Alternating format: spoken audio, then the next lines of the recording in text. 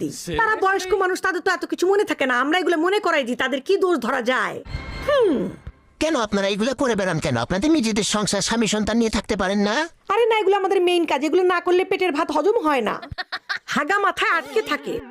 তো এই যে সম্পর্ক খারাপ করে দেন, বৃদ্ধ বয়সে কে দেখবে আপনার বাবা মাকে? বৃদ্ধ বয়সে আবার কে দেখবে? ভাই ভাইয়ের বই দেখবে, আবার কে দেখবে? তো এই যে সম্পর্ক খারাপ করে দিতেছেন, পরে এগুলোর ইফেক্ট পড়বে না? না দেখলে তখনও দোষ, না দেখলে ওইটাও দোষ। বলমু দেখোস না কে, তখন আরেক দোষ বাইর করমু, সমস্যা নাই তো।